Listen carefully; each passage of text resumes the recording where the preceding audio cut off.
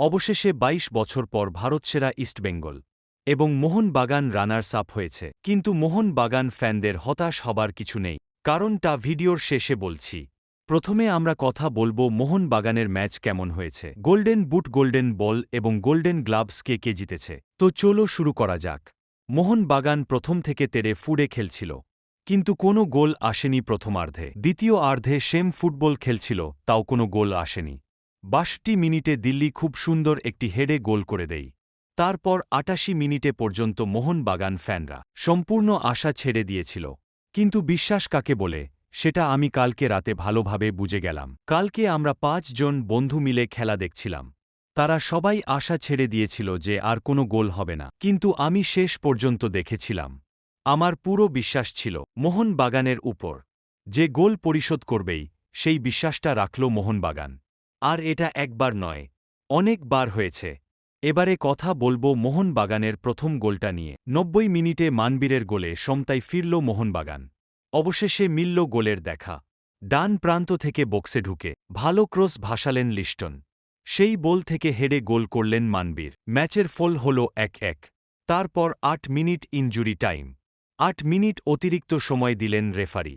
৯০+৯ minute ম্যাকলারেনের গোলে lead নিল মোহনবাগান। অবশেষে জয় এল। শেষ বাঁশি বাজার ঠিক আগের মুহূর্তে গোল করলেন জেমি ম্যাকলারেন। জার্সি খুলে সেলিব্রেশনও করলেন, তার সঙ্গে মানবীরও। তারা হয়তো বুঝতে পারেনি যে ওইদিকে ইস্টবেঙ্গল চ্যাম্পিয়ন হয়ে গেছে। ম্যাচ জিতেও লাভ হল না মোহনবাগানের। তীরে এসেও ডুবেছে তরি।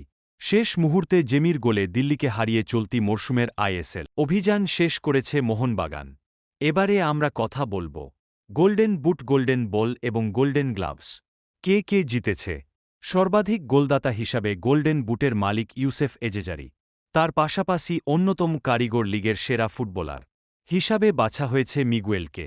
তিনি জিতেছেন গোল্ডেন বল। আর এফসি গোয়ার হৃতিক তিওয়ারি সেরা গোলরক্ষকের হিসেবে গোল্ডেন গ্লাভস পেয়েছেন। মরশুমের ১৩ ম্যাচের মধ্যে ৫টি ক্লিন শিট পেয়েছেন তিনি। মুম্বাই সিটির পূর্বা লাচেম্পা এবং মোহনবাগানের বিশাল কাইথো ৫টি করে ক্লিন শিট পেয়েছেন, তবে কম গোল খাওয়ার দরুন লিগের সেরা গোলরক্ষক হয়েছেন হৃতিক।